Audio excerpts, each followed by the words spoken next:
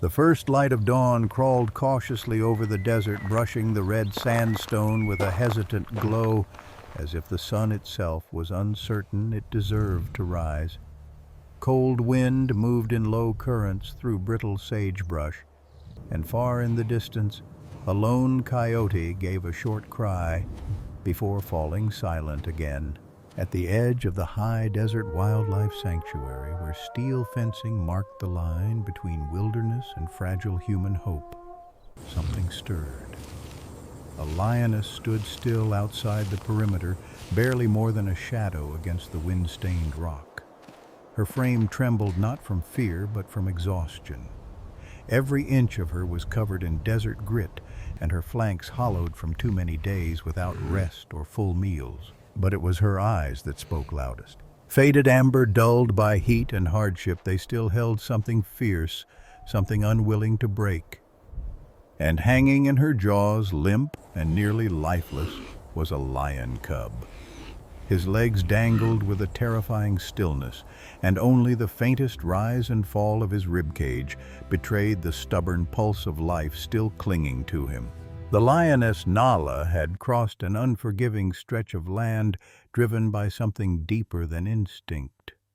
What she did next went against everything nature had etched into her bones. Inside the sanctuary's main building, motion sensors pinged. A sleepy intern blinked at the screen, stared, then gasped.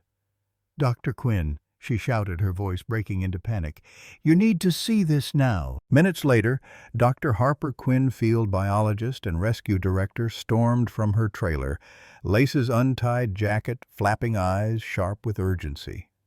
At 42, Harper was the kind of calm that could only be built over decades, layer by layer, through experience with creatures that could crush bones with a glance. She froze mid-step when she saw the lioness at the fence. Recognition hit instantly, not facial but familiar posture scars, presence. There was a faded scar, like a sickle, on the lioness's left shoulder where fur refused to grow. Nahla. The last time they met, the sky had been choked with wildfire smoke, and a tranquilizer dart had saved the lioness's life. Harper hadn't seen her in 2 years, and now here she was, standing with a dying cub in her mouth. "She's not here to fight," Harper murmured to the staff gathering behind her.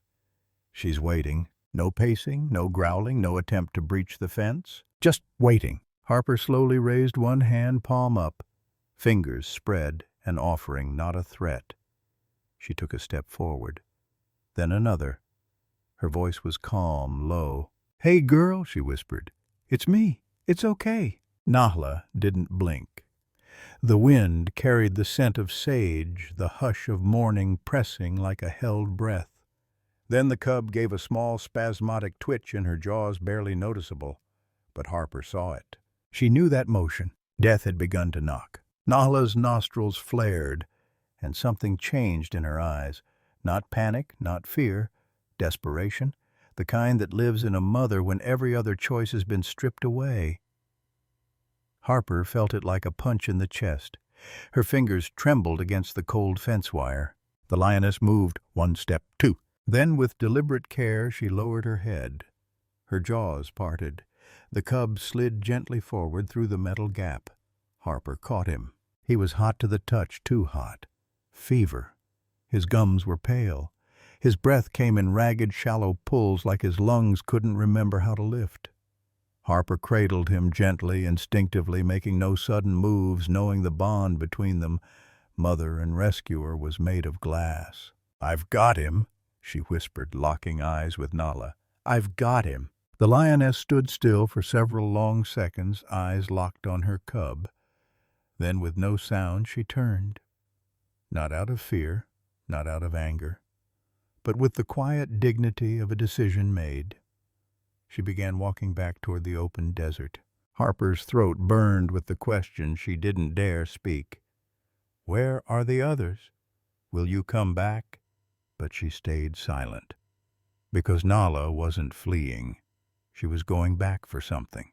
Someone. Behind Harper, the sanctuary staff finally spoke.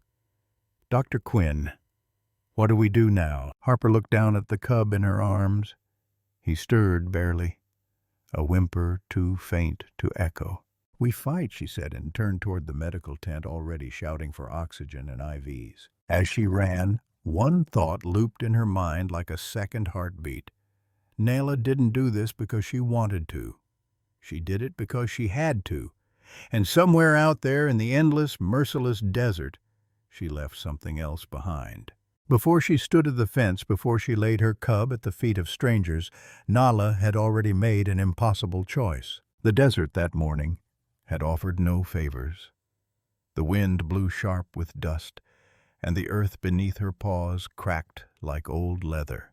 Nala moved steadily despite the ache in her limbs, despite the three small shapes struggling to keep pace behind her. Leo, the boldest of the cubs, bounded ahead with more confidence than caution, ears twitching with every gust of wind. Mira stayed closer, quiet, observant, her bright eyes scanning the horizon for danger her instincts couldn't yet name. And then there was Coda. Coda lagged behind, always the quietest, always the smallest. His paws dragged more than they stepped. His breathing was shallow before the heat of the day had even risen. Nahla didn't need to look back to know it. She could feel it in the rhythm of their steps. She slowed for him without thought, just instinct, the way mothers do. In better seasons, that slowness wouldn't have mattered. But this season, this desert punished everything. The rains hadn't come. The prey had moved on. What was left behind was only the desperate, the dying, or the poisoned. But hunger is its own kind of urgency. By mid-morning she caught the scent. Faint, but real. A mule deer alone limping.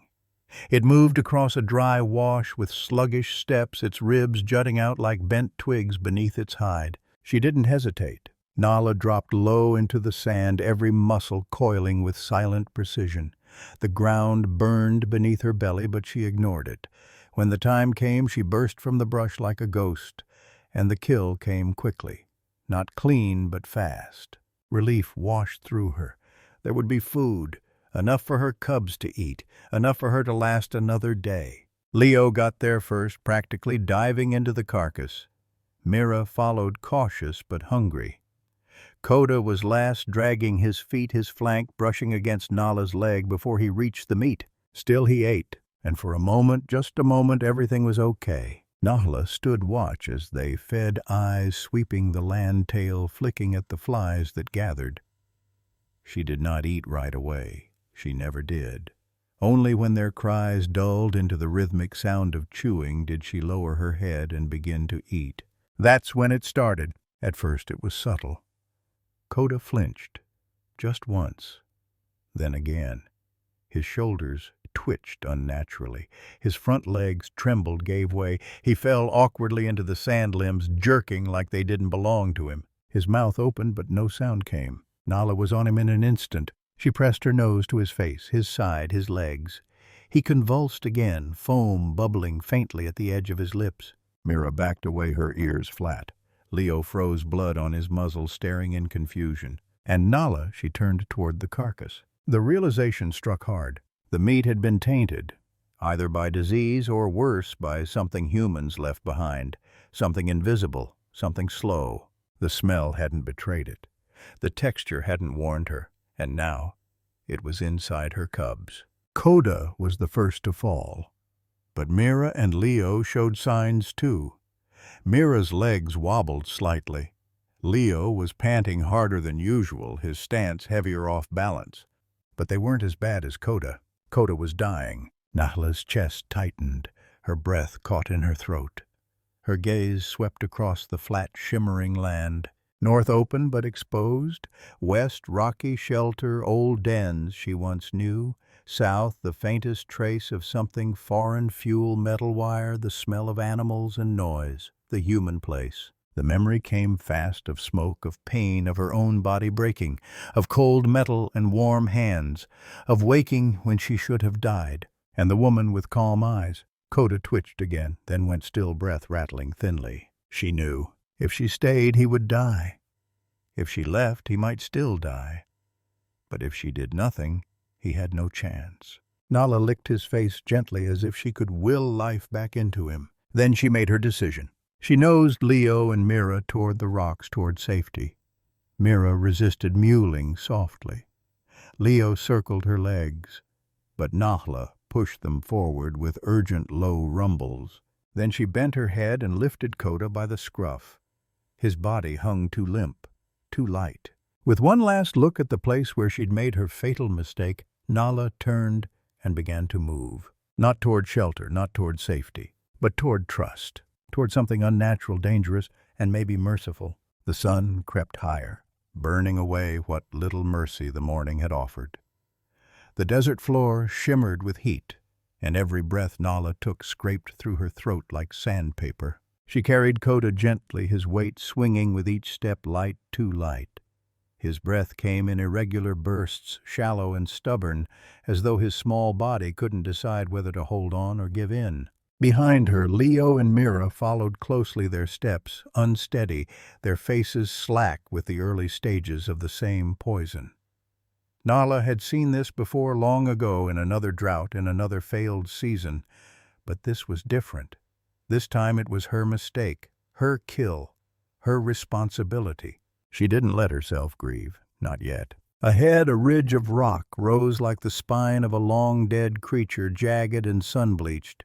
It wasn't a den, not truly, but it was a place she'd used before, a temporary shelter, safe from wind, sun, and the wandering eyes of hungry things. When they reached it, Nala paused.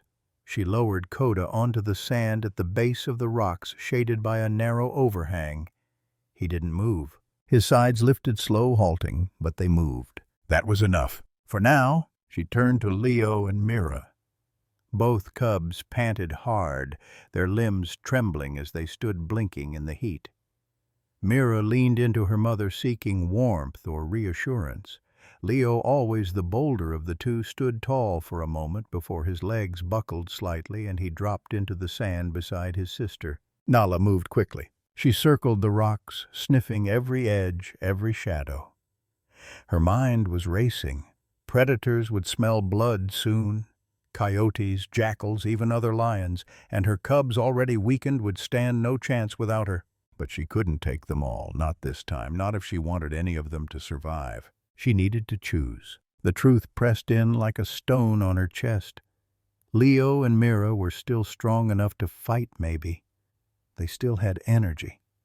Kota was on the edge of something irreversible. If she stayed, he would die. If she left the others, they might. She stood over them all for a long time, her body casting a protective shadow.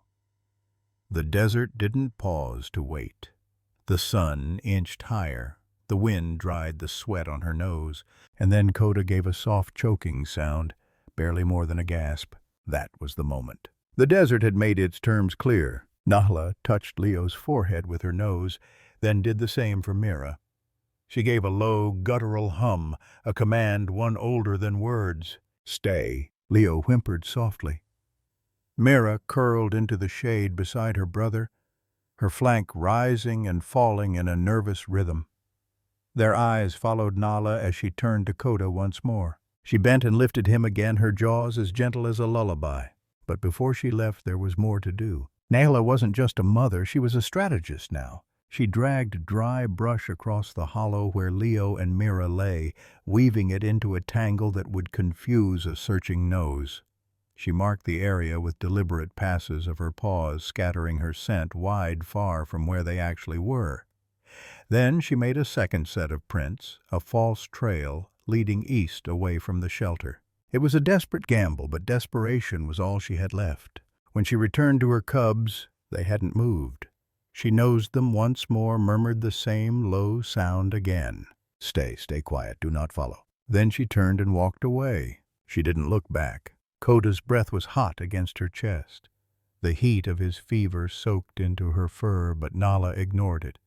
Each step forward now was a test of endurance, of pain, of will. She didn't run yet. That would come. First she angled away from the open desert, seeking one final refuge, a crease in the rock that dipped just deep enough to hold shadow even at noon. It was a place she'd hidden once in her youth, forgotten by predators, tucked just out of sight. She reached it, lowered Coda inside, and paused. The wind passed above like a whisper. The land around her was still. Then she ran. Not far, not wide, just far enough to find something small, something to help Leo and Mira hold on while she was gone. She flushed a desert hare from a thicket. The chase was short, the kill messy but fast. Her limbs ached as she dragged the carcass back to the shelter. She didn't let Leo and Mira eat right away. First she cleaned them. A mother's grooming, not soft and affectionate this time, but brisk, efficient. She checked their eyes, their paws, their strength. Only when she was sure enough did she step aside and let them eat. The cubs tore into the meat with urgency, driven more by fear than hunger. Nala stood over them, silent and watchful. When they were done, she buried the remains in dry sand and brush. Every trace had to vanish. Then once more she returned to Coda. He lay exactly as she had left him. He did not stir when she nudged him.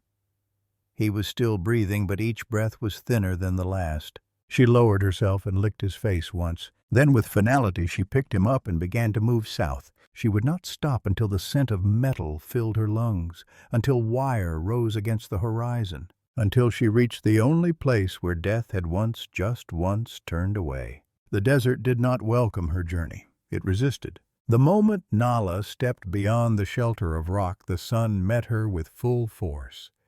Heat pressed down like an invisible weight, flattening the color from the land. The scrub cast no shade. The wind, hot and sharp, offered no comfort. But Nala ran anyway. Coda's limp body swung gently from her jaws, his fur damp from fever, his legs dangling. With each stride, the rhythm of her body shifted unnaturally. Not the rhythm of a hunt, not the speed of escape, but the stubborn, bone-grinding pace of survival. Not just hers, but his. Every mile was a sacrifice. The ground blurred beneath her. It changed from packed dirt to loose gravel to thorn-studded grass that sliced her paw pads open. Blood mixed with dust. Her breath grew ragged. But she didn't stop. Not yet. The wind changed just slightly. She paused beneath the brief shadow of a fallen tree and gently laid Coda on the earth. He didn't stir. Nala pressed her nose to his side. For a heartbeat, nothing. Then a tiny shudder, a faint rise of his ribs. Still here. She exhaled in relief, licked the side of his face, then stood again, and kept moving. This became the pattern run. Stop, breathe, pray, run again. Each pause carried the same fear that Coda's last breath had already come. Every time she lowered him onto the ground, she braced herself for stillness. Every time she saw his chest rise, even weakly, she pushed forward again. The desert offered no mercy. Twice she passed the bones of animals long dead. Once she startled a vulture from a carcass that might have once been a jackal. But she didn't stop to look. She only stopped for Coda. Time bled together. The sun climbed higher, shadows vanished, and her muscles began to rebel. Her mouth dried, her lungs burned. Then nothing, no movement, no breath. Coda lay motionless in a shallow patch of shade beneath a cluster of thorny acacia. Nahla dropped beside him, heart pounding, jaw trembling. She nudged him hard, no response. She pressed her ear against his side. Silence, then barely a whisper of movement. A heartbeat. She didn't cry, lions don't cry, but her next breath came out broken. She rose, lifted him again, and ran harder. By the time the sun began to sink, Nala's vision swam. The air shimmered with heat, turning rocks into ghosts. She passed a dry wash and nearly stumbled on the rise beyond it, her legs weak and shaking. Still she kept going. The smell came before the sight, metal fuel dust and wire, faint but real. She angled toward it, paws barely lifting now, her breath a rasping sound beneath the wind. Coda hadn't moved in an hour. She could feel the heat pouring off his body, could taste the sickness on his fur. It was getting worse. She was running out of time. Then she saw it, the fence. A long, straight line cutting across the horizon, steel posts casting stretched shadows in the amber light. Behind it, shapes that did not belong to the desert. Solar panels, canvas roofs, the edge of the human place. Nahla's legs trembled. She forced them to keep moving. Closer, closer. until the wire filled her vision and blocked the path. And finally she stopped. She stood there, muscles twitching beneath her dusty coat, her body swaying with fatigue. Coda hung in her jaws, his weight now terrifyingly light. She did not call, did not pace. She just waited deliberately like someone who had arrived at a final door, and would not knock but would not leave either. The fence was the only thing between her and the only chance her cub had left. Inside the compound, motion stirred. A figure in boots stepped out of a storage shed, froze when he saw her, and dropped the radio in his hand. His mouth moved, but no words came out at first. Then he turned and ran shouting, "Dr. Quinn." Inside the wildlife sanctuary, alarms didn't blare, lights didn't flash. But the stillness that spread through the compound was just as loud.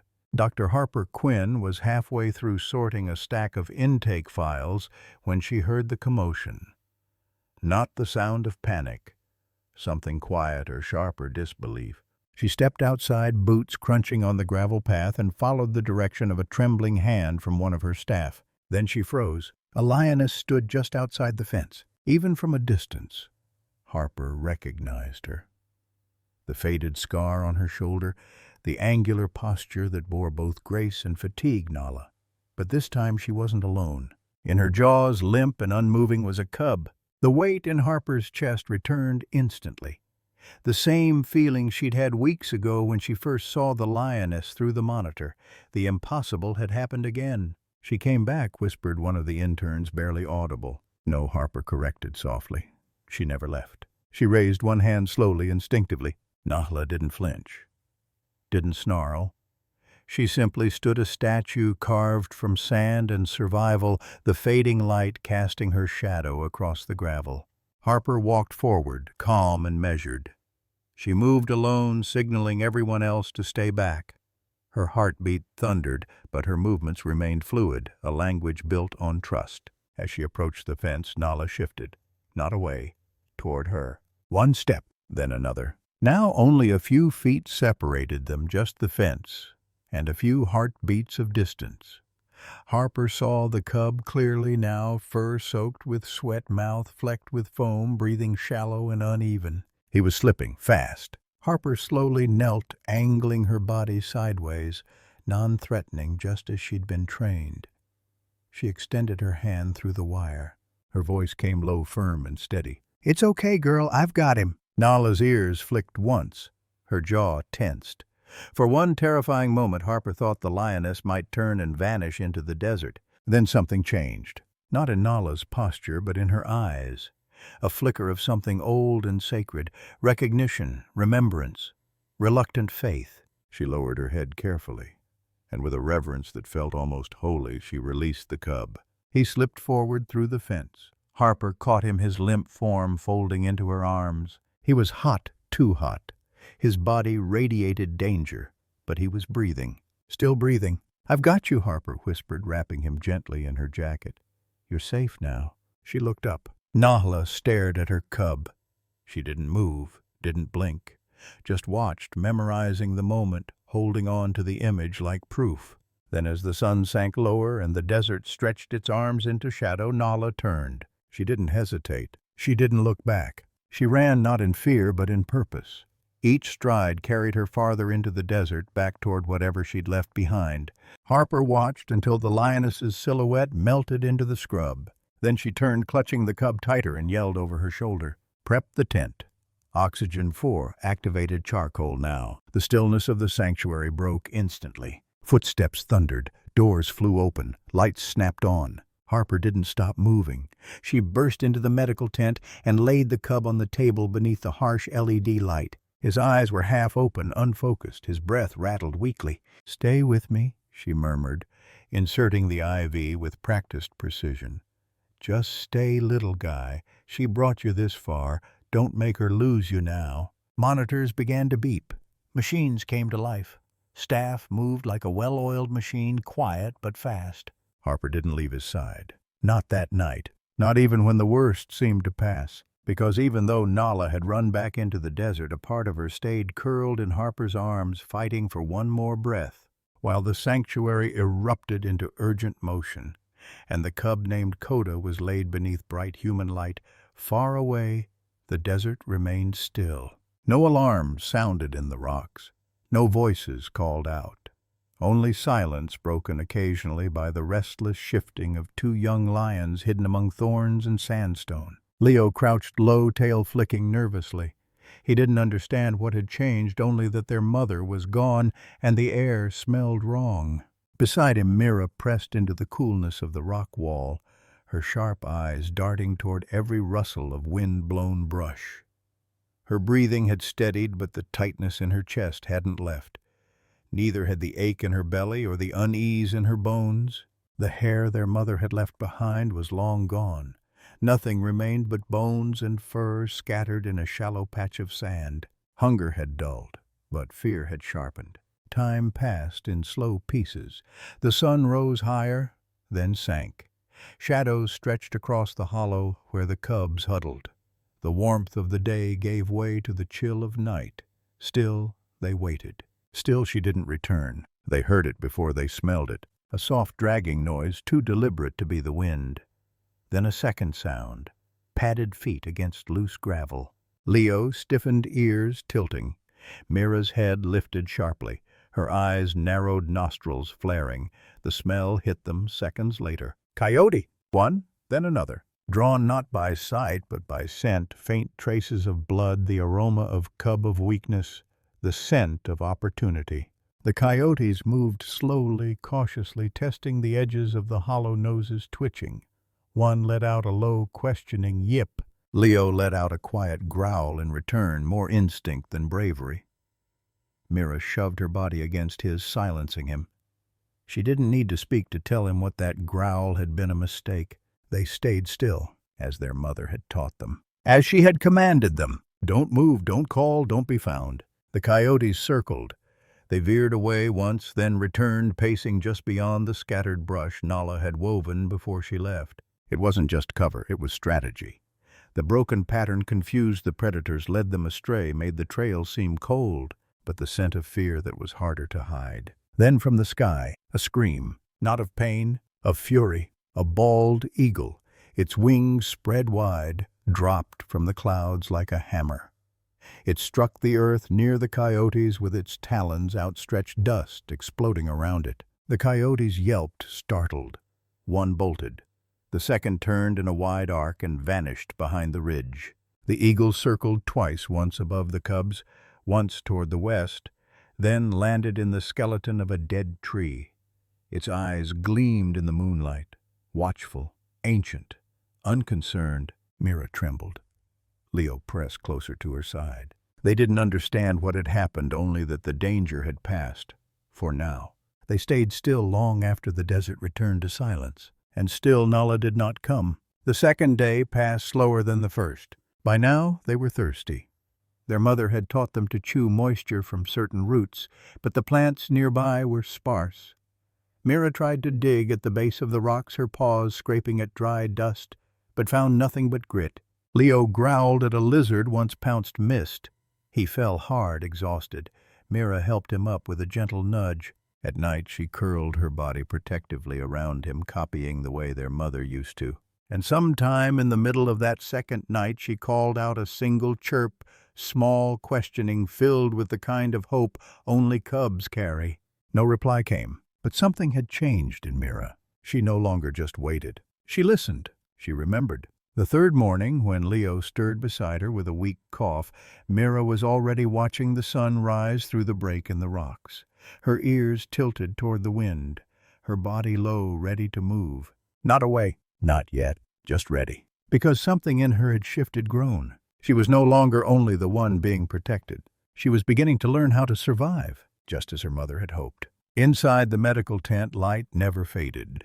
The sun might have set beyond the desert ridges, but here beneath cold white LEDs and the steady hum of machines, night had no meaning. Coda lay wrapped in blankets on a metal table.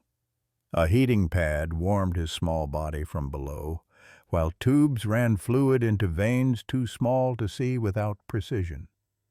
His ribs lifted in a fragile rhythm, shallow, inconsistent, but present. Dr. Harper Quinn sat in a chair beside him, sleeves rolled up, hands stained with iodine and hope. She had seen wild animals in worse condition. She had saved some, lost others. But this one was different. This one had been given to her not by accident, not by capture, but by a mother who made a choice no wild creature should ever have to make. Harper couldn't forget the way Nala had looked at her, how carefully she had released her cub, how deliberately she had turned away. That look carried a message no language could express. You take him, because I can't, because you must. And now she had to live up to it. The first hours blurred into pure instinct. Oxygen mask fitted, IV catheter secured, charcoal mixed and fed via syringe, medications calibrated and adjusted again and again. At one point, Coda seized his body, jolting in a sick, involuntary spasm. Harper was ready. She held him, steadied him, whispered, "No, no, no, stay here. Stay with me. Oh, stay here." When the tremor faded, she collapsed briefly into the chair, not sleeping, just counting each slow breath like it was a heartbeat of her own. Technicians rotated in and out. Nurses checked vitals and adjusted dosages. But Harper never left. The rest of the world, email, paperwork, politics, ceased to matter. There was only this, a tiny body caught between two worlds, one foot in the wild, the other in her hands, and the line between them razor thin. By dawn, the seizures had stopped. Coda's breathing grew more stable, though still shallow. His temperature crept down from dangerous heights. On the second day, he opened his eyes. Only briefly, only slightly. But Harper saw them clouded and unfocused at first, then tracking motion as she moved her hand across the light. When she brushed her fingers along his ear, he twitched and let out a sound halfway between a growl and a whimper. It wasn't much, but it was defiance. It was fight. "He's responding," Harper murmured to the young tech beside her. "Keep fluids steady, minimal handling. Let him stay warm and quiet." On the third night, Coda took his first voluntary drink. It wasn't elegant, he spilled more than he swallowed, but it was his. By the fourth day he stood, shaky, uncoordinated tail dragging, but on his own. That was the moment Harper stepped back from the edge, not with certainty, but with a breath she hadn't allowed herself in nearly a week. "He's fighting," she said to the staff gathered in the corner, "and for now he's winning." But deep down she knew winning came with a price. Because Coda was imprinting. He followed Harper's movements, responded to her voice, leaned into her hand during medication time, and each time it happened, Harper's chest tightened. If he stayed too long, if he grew too comfortable around humans, returning to the wild would no longer be possible. They could raise him, they could protect him, but they couldn't give him what Nala could, a pride, a place, a language passed down in silence and shadow, a life that belonged to the land. So Harper adjusted protocols. Less contact. Food slid through gaps in the barrier. Enrichment objects replaced touch. Silence replaced speech. She hated it. Every instinct screamed to comfort him, to be present. But her job now wasn't to mother him, it was to make sure he remembered what he was. A lion. And maybe, just maybe, a lion who would see his mother again, if she returned, if she was still alive, if the desert hadn't already claimed her. On the seventh night, Harper sat alone outside the tent, a mug of cold tea in her hand, staring into the dark. Behind her, monitors beeped steadily.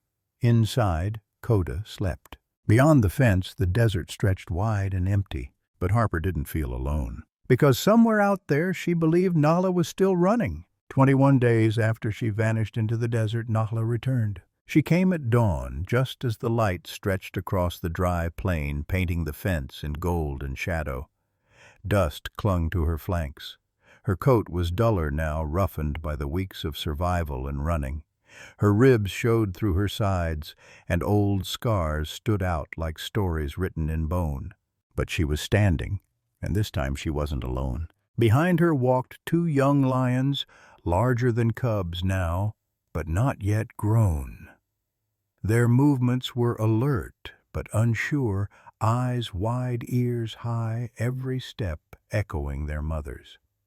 The male cub, Leo, had grown into his frame, still clumsy but strong.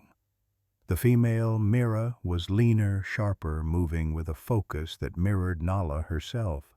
At the edge of the compound, just beyond the fence line, Nayla stopped. She said nothing. She didn't roar or pace or call. She simply waited the same way she had waited 3 weeks earlier. Dr. Harper Quinn was checking a clipboard inside the main tent when a gasp came from a volunteer. "Doctor, she's back." The words froze Harper in place. She turned slowly, not daring to hope. But there she was, Nala silhouetted against the sunrise, body taut, eyes burning with purpose. And behind her 2 cubs, Harper didn't breathe. For a heartbeat, the world held still. Then she whispered more to herself than anyone else. She made it. Nala didn't move. She stood protectively in front of Lio and Mira, body angled between them and the fence, her head high but not aggressive. She scanned the humans calmly, waiting not for food, not for help, but for something else. Recognition, reconnection, completion. Behind her, Mira flattened her ears at the unfamiliar shapes and smells. Leo sniffed the air wide-eyed, catching a scent that made him freeze mid-step. His tail lifted slightly, his ears perked. He knew that scent. Inside the enclosure on the far side of the medical tent, Coda lifted his head. He'd been pacing half-heartedly, swatting at enrichment toys with a kind of bored detachment. But the moment the wind shifted, something inside him changed. He stopped. Nostrils flared, ears high, then a chirp. High, sharp, unmistakable. A call that carried beyond language, beyond fences, beyond fear. Outside the fence, Nala's head snapped up, and Leo answered not with a sound but by stepping forward. So did Mira. Dr. Harper's voice rang out clear, low, commanding, "Open the east gate, slowly, and get him." The gate creaked as it opened just wide enough for one handler to pass. Inside, Coda bolted no hesitation. Legs pumping, tail flying behind him like a banner. He crossed the gap in seconds. And when he reached the fence, there was no barrier. He launched forward, right into his mother's chest. Nahla staggered slightly from the impact. Then she bent her head down and groomed him with frantic precision, licking his ears, his neck, his belly, checking every part of him like she didn't believe he was real. Leo joined next, crashing into his brother tail, whipping wildly. Mira followed more cautiously, but the moment she got Coda's scent, she let out a soft, broken mew and pressed into the reunion. It wasn't elegant. It wasn't quiet. It was wild and chaotic and filled with the kind of joy that only comes from almost losing everything and getting it back. Dr. Harper stood just inside the fence, unmoving. She didn't cry, not immediately. But when she saw Nala lift her head and look straight at her eyes, soft, unreadable, steady, Harper lowered her gaze, not in fear, but in respect. She stepped back, giving the family space. Behind her, the staff watched silently. No one moved closer. No one tried to interfere. This moment did not belong to humans. It belonged to them. After what felt like hours, the energy of the reunion softened. The cubs settled, pressed against Nala's sides, their bodies finally at rest. Coda closed his eyes first. Mira curled next to him. Leo flopped down with a heavy sigh. And Nala looked out across the land. Then she moved. A low call, a nudge. She began to walk. And the cubs followed. Not toward the tents, not toward the people, but back toward the open land.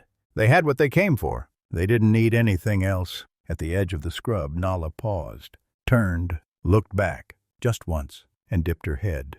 Then she disappeared, and the desert closed around them once more. The desert returned to silence. Days passed. The fence cooled. The footprints faded. The scent of lions drifted back into wind and dust. Nothing marked where Nala and her cubs had stood. No trace remained but memory. But for Dr. Harper Quinn, the land was changed forever. She stood often at the edge of the compound, one hand resting on the warm wire eyes, scanning the horizon. Not searching, not hoping, just remembering. Just because what had happened there wasn't a rescue. It was a surrender. A mother had walked to the border of instinct and fear and stepped past both. She had handed her child to another species.